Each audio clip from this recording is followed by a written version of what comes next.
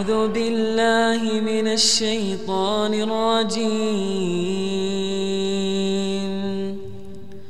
بسم الله الرحمن الرحيم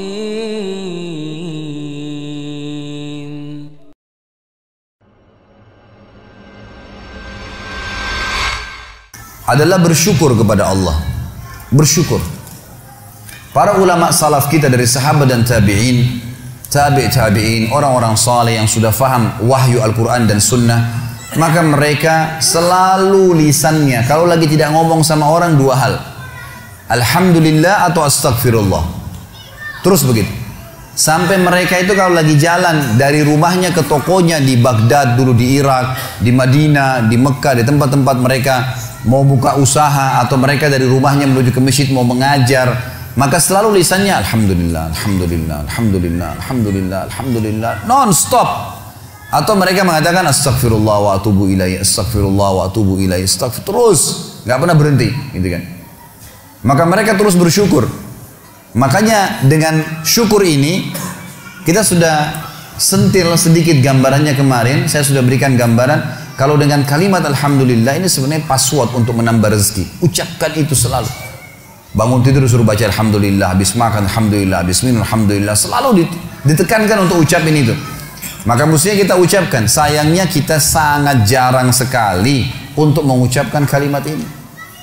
Bahkan teman-teman sekalian habis sholat wajib saja, yang ada hadis Nabi SAW, siapa yang membaca Subhanallah 33, Alhamdulillah 33, Allahu Akbar 33. Lalu dia genapkan 100 yang membaca La ilaha illallah wahdahu la syarika lah, lahul mulku wal hamdu wa huwa ala kulli syai'in qadir.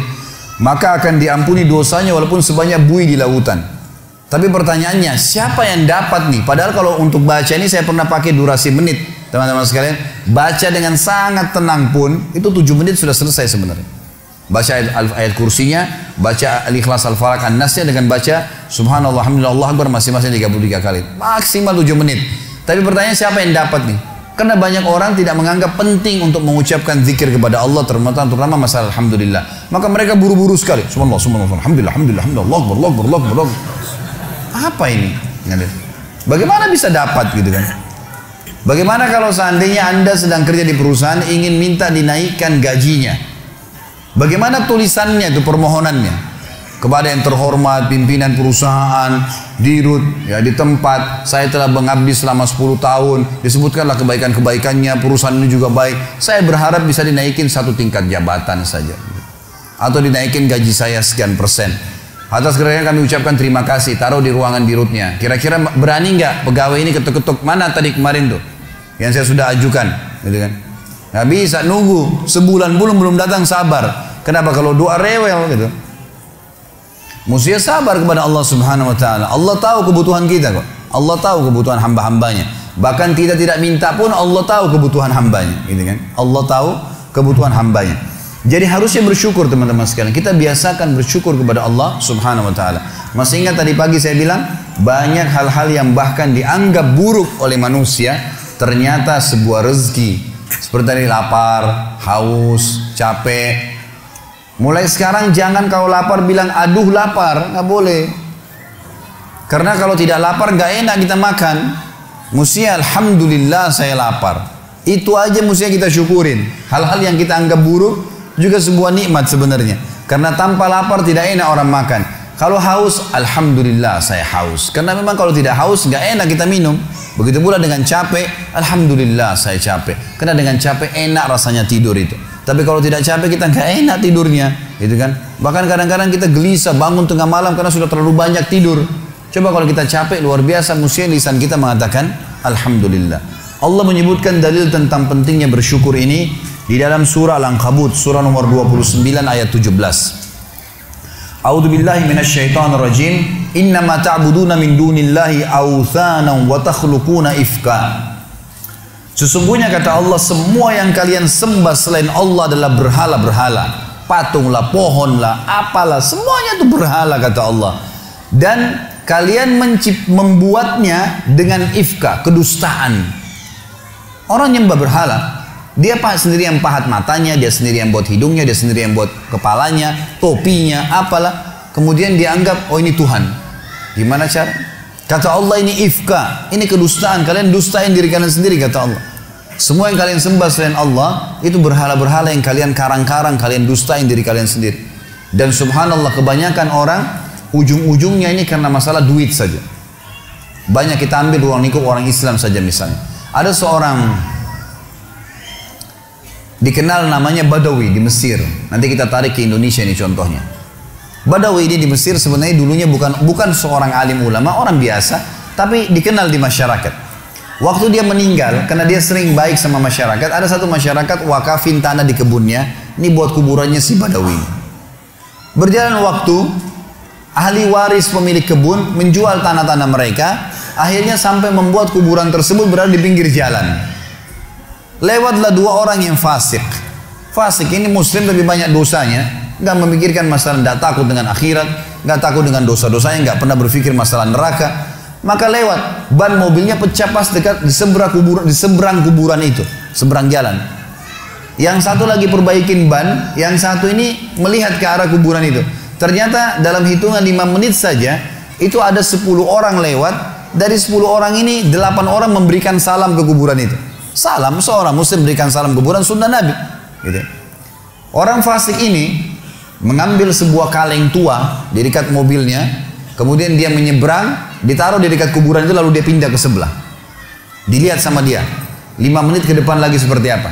Ternyata dari 10 orang yang lewat, selain memberikan salam, ada 2 orang nitipin duit, masukin ke kaleng bekas itu. Dia bilang sama temannya, sebentar ada proyek nih. Dia pergi ke toko bangunan, beli semen, beli keramik, beli pagar, dirombak tuh kuburan hari itu. Pasang celengan yang lebih bagus lagi. Dia sama temannya besok duduk di seberang jalan, lihat perkembangan. Ternyata dari pagi sampai sore, di antara orang yang lewat karena kuburan sudah bagus, ada yang berikan salam, ada yang titipin fulus, duit lagi. Kalengnya penuh, gitu kan? Wah, ini proyek nih. Beli tanah di sekitarnya, bebasin tanah itu, bangunin masjid.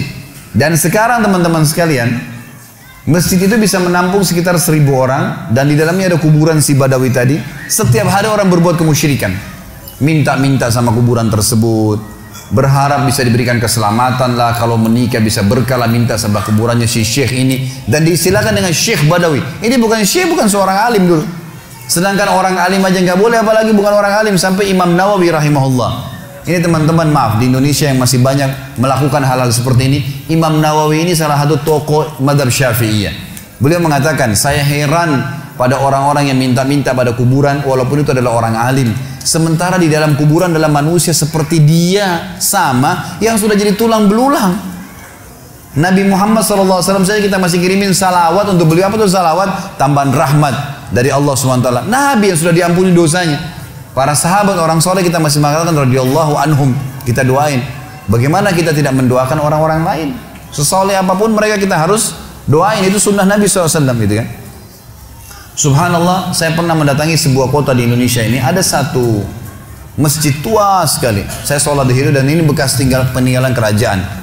Begitu saya keluar dari masjid itu, ada satu ruangan rupanya di sebelah kiri masjid, kecil sekali, mungkin cuma bisa nampung 5-6 orang di dalam, dan ada orang duduk di atas tembok dekat pintunya.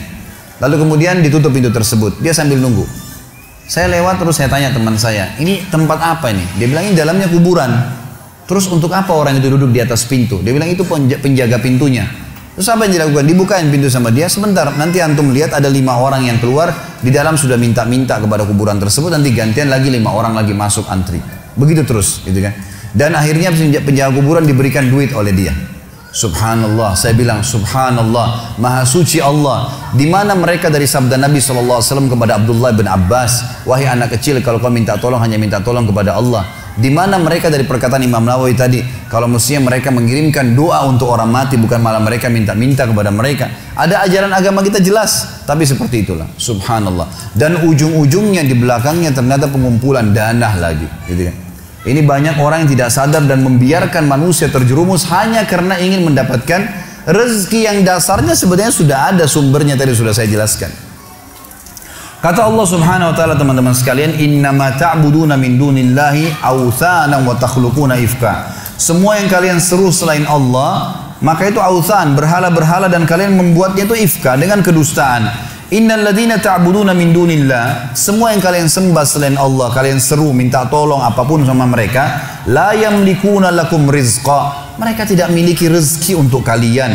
Fabtagu indallahir rizq, hanya mintalah kepada Allah satu-satunya rezeki itu. Wa'buduhu, dan patuhlah padanya. Yang dia perintahkan kerjakan, yang dia larang tinggalkan, yang halal nikmatin, yang haram tinggalkan. Washkuru lahu, ini saksi bahasan kita, dan syukuri. Alhamdulillah, alhamdulillah. Ilaihi turja'un, kalian akan dikembalikan kepadanya nanti. Dalil yang kedua masalah syukur. Ini pilar pertama untuk menambah rezeki itu teman-teman sekalian, bersyukur. Surah Saba, surah nomor 34 ayat 15. Allah Subhanahu wa taala berfirman, a'udzubillahi minasyaitonir rajim, laqad kana li sab'in fi maskanihim ayah. Saba ini teman-teman sekalian, surah Saba, surah nomor 34, nama lainnya negeri Yaman. Zaman dulu, di zaman Ibrahim alaihissalam, Saba itu namanya negeri Yaman, gitu kan. Dulu subur sekali negeri Yaman itu. Dan Allah Subhanahu wa taala menceritakan tentang keadaan mereka dalam surah Saba ayat 15 ini. Sesungguhnya di negeri Saba di zaman dulu itu, di kehidupan mereka ada tanda-tanda kebesaran Allah. Jannatani ayyamini wa shimal. Di sisi timur dan baratnya itu ada kebun-kebun yang lebat. Dijelaskan dalam sebuah riwayat Nabi SAW bahwasanya dulu di negeri Saba ini ada Saddul Ma'rib namanya. Ada bendungan Ma'rib. Bendungan Ma'rib ini teman-teman sekalian dibuat dengan ilmu yang Allah berikan kepada mereka dan mereka beriman kepada Allah. Maka membuat akhirnya di musim panas pun mereka tetap punya sayur-sayuran. Semua di barat negeri Saba sayur-sayuran, di bagian timurnya adalah buah-buahan, dan sampai mereka menjadi pemasok terbesar di dunia pada saat itu. Maka Allah mengatakan, kulu min rizki rabbikum washkurulah. Kata kuncinya, makanlah, nikmatilah itu semua, tapi syukuri, bersyukur kepada Allah. Kata Allah, kalau kalian bersyukur, baldatun tayyibah, negeri kalian pasti akan jadi baik.